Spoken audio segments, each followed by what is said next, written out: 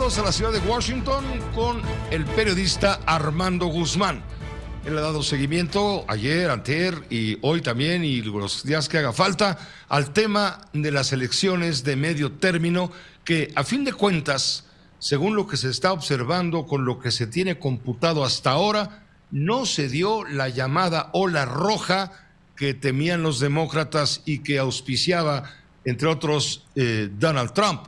No vino la ola roja, hay una enorme división, el Senado está francamente dependiendo de si la moneda cae de un lado o cae del otro, todavía no hay una definición clarísima, faltan 4 posiciones por definirse en el Senado para ver cuál de los dos partidos tendrá el control del Senado de la República, en donde sí barrieron, aunque no con el margen que se esperaba, los republicanos, es en la Cámara de Representantes, equivalente a nuestra Cámara de Diputados. Armando, tú tienes los datos y también, claro, lo que ha dicho el presidente Biden, quien se ha adelantado a Donald Trump, señalando que ya está dispuesto y pensando en buscar la reelección dentro de 2 años. ¿Cómo te va?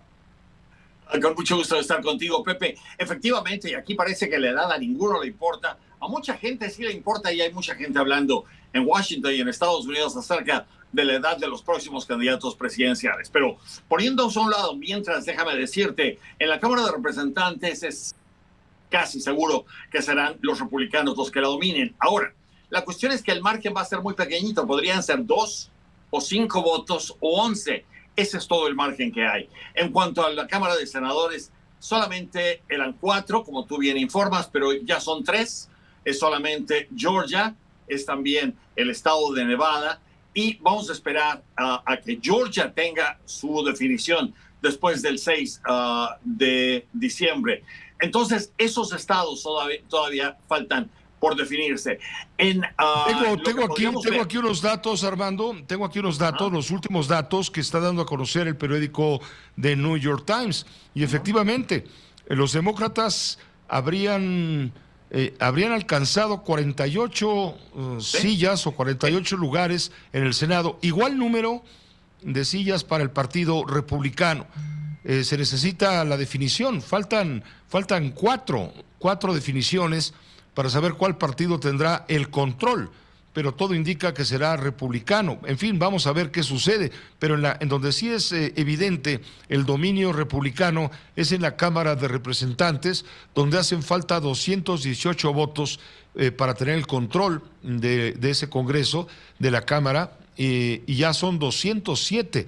Los republicanos están a 11 puntos para quedarse con el control frente a los demócratas, que hasta ahora, según los resultados obtenidos, van 189 demócratas. Ahí sí apalearon los republicanos. Déjame hacer una cosa que jamás pensé que yo podría hacer, pero lo voy a hacer aquí. Voy a corregir al New York Times, porque el New York Times se quedó con el 48-48. Ya llevamos 48 con los demócratas, 49 con los republicanos, porque el estado de Wisconsin se acaba de ir.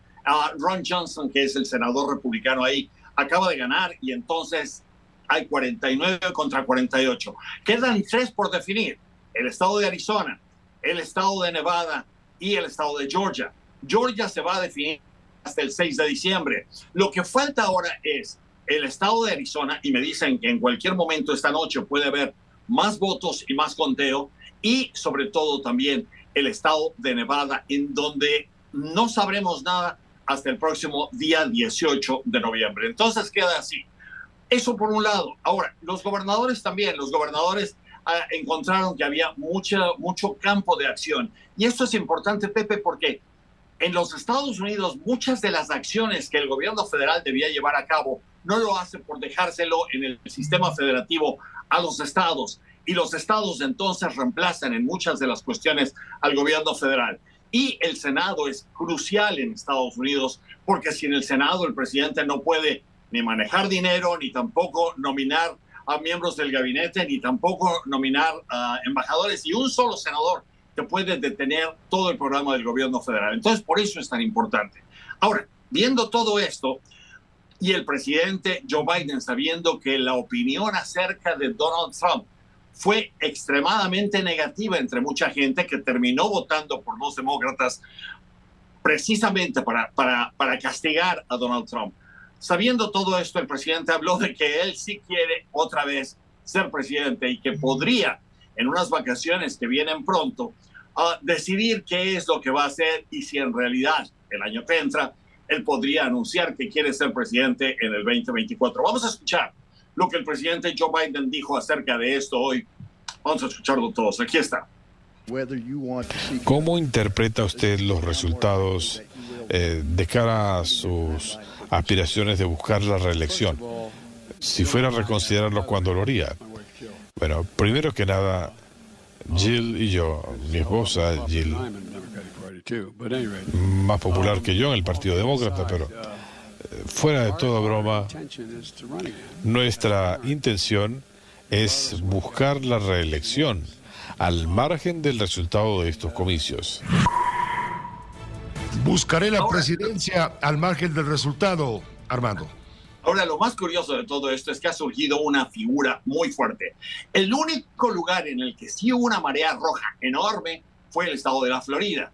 Ahí, incluso el condado de Dade, donde está situado Miami, que tenía partes demócratas, terminó siendo todo rojo. Y el gobernador de ese estado se ha convertido en la figura principal del Partido Republicano. Se llama Ron DeSantis y podría ser el adversario más importante que Donald Trump verá en los próximos meses y en el próximo año. Ron DeSantis quiere ser presidente en el 2024 y tiene algo que Donald Trump no puede tener por más que haga todo lo que haga.